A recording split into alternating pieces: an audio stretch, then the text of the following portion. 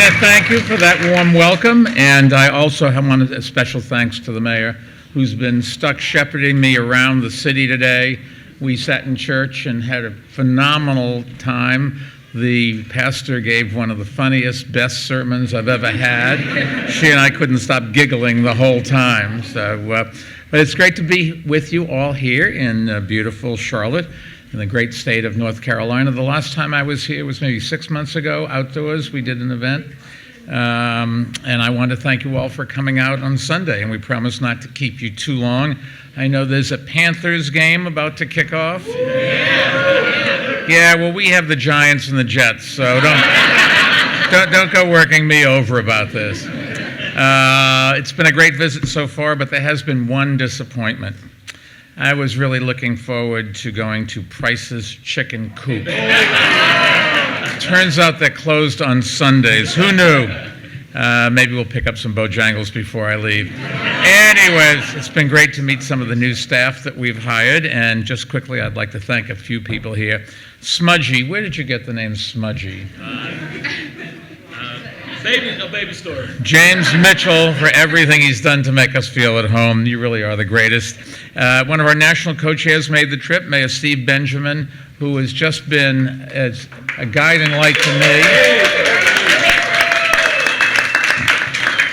If I don't know whether Columbia, South Carolina appreciates what this guy does, but he's got to be one of America's mayors, and he really has just been helpful. And the fact that he comes from the other Carolina, we're not going to hold.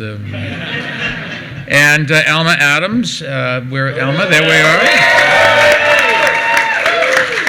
And the chair of the Mecklenburg County Democratic Party, Jane Whitley. Hi, Jane. There we are. Appreciate you coming out. And incidentally, I want to congratulate the mayor on your second term, which I'd never missed to do. I have gotten to know your mayor over the years. She is one of the most dynamic mayors in the country, and today we had a nice morning. And she is, you okay? Yeah. Okay. And I put a call into, but I haven't talked to yet, Harvey Gantt, who I wanted to say hello to. We have a number of things in common. He actually designed the church that I just came from, but he also went to school in Boston, 20 minutes from where I grew up, and it was another one of those schools that I couldn't get into, but that's okay. And he also is our landlord here. That's right. So I had to say nice things. This is our first state headquarters.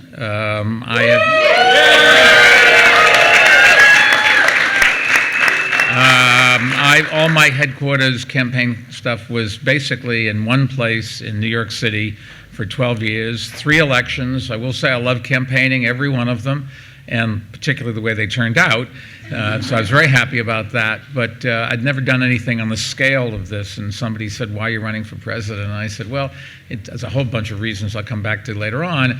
But one of them is I really did like campaigning before. I like people. And it's great to come up. The people that I really like are those that aren't happy with everything, because then you can explain why maybe they should be. Not all of them were convincible, but that's okay.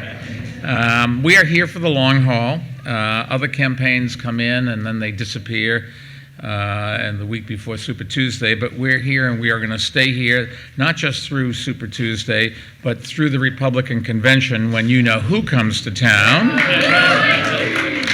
And we'll be staying through November 3rd when we defeat you know who and turn North Carolina blue. Now, to make that happen, we need a nominee who can run a campaign that will appeal to Americans across our divides. And that's exactly the kind of campaign that we plan to run. I am a big believer that the President of the United States' job is not to be a party leader, it's to run the country and represent everybody, no matter what their political persuasion is. And unfortunately, I gave a speech back in must have been about August of 2016 at the Democratic Convention in Philadelphia, where I said that Hillary Clinton was the one I was going to vote for, and that Donald Trump was not the right kind of person to be president of the United States. And nothing that he's done or said has changed my mind. We just have to change presidents, and we just cannot afford to lose this election. We can't have another 4 years of Donald Trump with his recklessness and his unethical actions. If he wins another term, it'd be so hard to ever reverse this. So we've actually have to do something about it. Unfortunately, I think the chances of Donald Trump's reelection have gone up over the last year, and that was one of the things that convinced me to enter the race. Shame on me if I'm not willing to do what I've asked you to do, and that is help us change the president. And the Republicans have just not done what this country needs, and so we need to turn things blue and get us back working together and get us on the straight track. What we have to do is unite each other and rebuild America, and I think this is the beginning of that.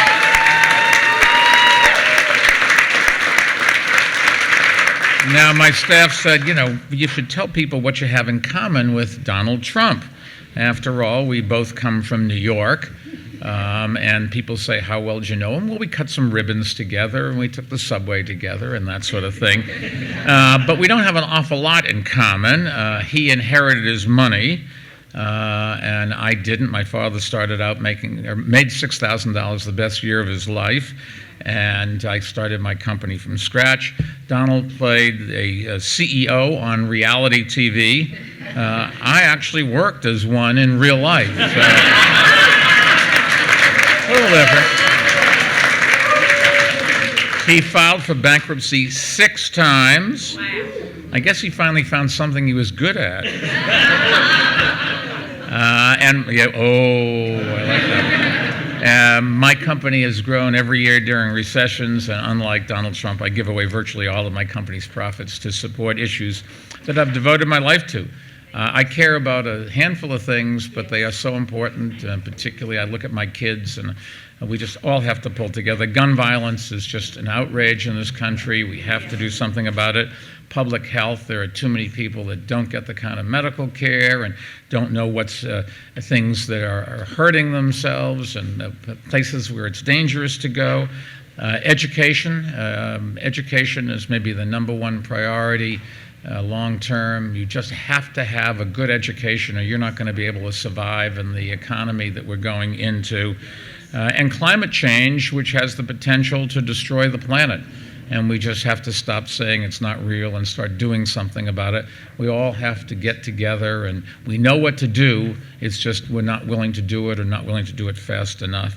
And Donald also, if you believe what the court said, he cheated his own charity out of money.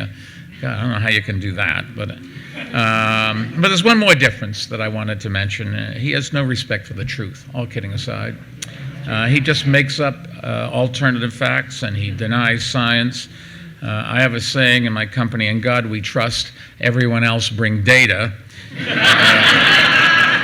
And I think we need a president who isn't afraid to face the facts and speak the truth. And if he would do that, he'd be a much better president, but he doesn't seem to be able to do that. The only ways I think that we're going to be able to solve the problems that this country faces, and we all know what they are, we have a health system that costs us too much and doesn't cover everyone, and includes more than 1 million people here in North Carolina that are not covered. We have an immigration system that is cruel and dysfunctional, and everyone here knows that walls won't fix this. Climate change is growing worse every single day. We have children being gunned down in our streets by the thousands, and we have an economy that is tilted against most Americans, and you just can't keep going on this way. The fact is that, for example, the minimum wage in North Carolina is still $7.25. I don't know how to break this to anybody, but if you think about it, nobody can feed a family on $7.25 an hour, no less buying gifts to put under the tree. In New York, I'm happy to say we raised the minimum age It's gone up to $15 an hour, which is really much more able to be tolerated. People can continue to earn a living and take care of their families. And there's no reason why we can't change that. I'm a business person, and I can tell you the business people can afford it. They'll complain a little bit, but we have to have our employees and our fellow citizens, our customers, everybody be able to enjoy what America's all about and put food on the table. I've been very lucky in my life. My family wasn't wealthy, but we always had a roof over our heads and food in our stomachs, and my sister and I were lucky enough to get a good education. But what we did get from our parents more than anything was we learned to be honest and hardworking and to respect other people. And those lessons that I learned at the kitchen table have stuck with me. I worked my way through college and business school, if you were wondering. I did get a job when I got out of school, and then I got laid off when I was 39. I didn't get any job offers, so I started a company, and thank God I did get laid off. It turned out the company just fine. We have 20,000 employees around the world who I think get paid well and treated well. They all seem, most of them seem happy. And we have a lot of customers right here in Charlotte. This is a big part of our business, and we have a lot of employees here that cover the banks and write news stories. Why leave my company and run for mayor back then? Because I believe that I kept listening to people saying, oh, government doesn't work and that's just the way it is. And I couldn't figure out why that should be. Why couldn't we have good government? You can run a company well, you should be able to run the city well. And we made an enormous amount of progress in the 12 years I was lucky to be mayor. I will say that I loved every minute of it. I will say that a majority of the people love me. As the mayor will tell you, you can't please all the people all the time. And everybody wants something and nobody wants to pay for it. But we did cut the murder rate in half in the 12 years that I was there. And I think we can do that nationally. We did cut the incarceration rate by 39% in New York, even though it went up in the rest of the country. And I think we can do that again nationally. We raised graduation rates in New York City by 42%. And at the same time, one of the keys to that was we raised teachers' salaries by 43%. If you want, we can do the same thing nationally. If you want good teachers or cops or firefighters or sanitation workers or clerical staff or whatever, you just have to pay them well. That just same thing that works for them, that works for each of us. If you want to build affordable housing, a lot of it, we did record amounts. We have a formula for that, and we can certainly do it nationally. And I might point out, when it comes to climate change, we cut the New York City's carbon footprint twice as much as the rest of the country, and we can do that again. And we have to do that, or we just don't have a future. Now, I can't tell you we did everything perfectly in New York or solved every problem. I certainly made mistakes. But when I was first elected mayor, we were recovering from the tragedy of 9/11, and by the time I left office, the city was stronger and safer than it had ever been. Now, Charlotte, I know, is not New York City. It may be better, the mayor would say. As a loyal citizen of New York, I have to say no. It's the second best. No. I grew up in Boston, and my daughters who were born in New York have never forgiven me. They keep saying, you're not a real New Yorker. Thank you very much. But I'll be a president who makes, if I get elected, full partners of state and local leaders like Mayor Lyle. And working together, we really can, I think, change this country for the better in so many ways. So just let me tell you quickly what I'm going to do as president, and I emphasize the word do, and that's because to me leadership is not about making promises. Anybody can make big promises. It's like shouting into the wind or shaking your fist at the world. What doing is bringing people together and getting things done. And if you ask me what do I think I do well, it isn't doing these things that I talked about. It is putting the team together that's going to do it. A very smart person once said, if you spell out the word team, you'll find there's no I in team. And what I'm good at is getting people together and supporting them, and when they have problems, helping them get through those problems, but also delegating and giving people responsibility, authority to go along with responsibility. So briefly, here's just a couple of things that I'm going to get done as president. I'm going to make sure that every job pays a living wage. I'm going to make sure that every child can attend a top quality school, no matter what zip code they live in. You just can't have education depending on your zip code. In fact, in some zip codes, you need more help than in other zip codes, and we don't, unfortunately, take it the right way. I'm going to make sure that every family can breathe clean air, and that America once again can lead the fight on climate change. You should know that thanks to my foundation, we've closed almost 60% of all the coal-fired power plants in the country. I think the number is 299 out of 530, and that's reduced carbon footprint in the country already. And we think by 2030 we can get rid of all the carbon, all of the coal-fired power plant carbon, anyways.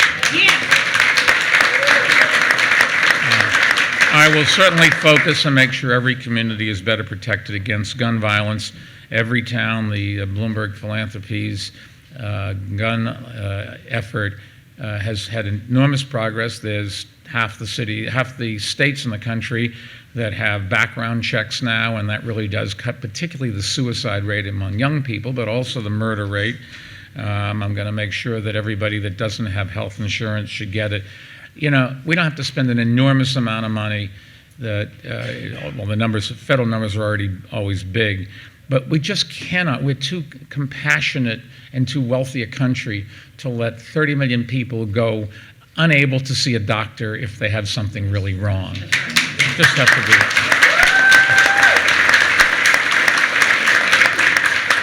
I think we could do that and an awful lot more, but only if we win on November 3rd, and that means winning North Carolina and other states. Right now, Donald Trump is campaigning in those swing states, while every other Democratic campaign is focused on other states, but not us. We're campaigning here and in the states we need to win in November. We're also funding efforts to register voters in those states. And I don't have to tell you, we have a serious problem.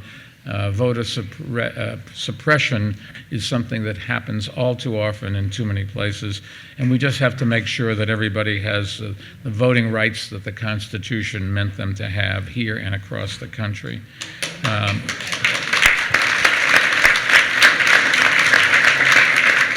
I've never been one to run away from taking on the toughest fights. I sort of look forward to taking on toughest fights. I've taken on Donald Trump and the climate denier, and we built a coalition of 4,000 cities, states, and businesses that are committed to upholding the Paris Climate Agreement. And we've taken on Donald Trump's support for the biggest polluters in the country, and we've closed the dirtiest coal-fired power plants. I know how to take on Trump and win. We've beaten him before, and we can beat him again. And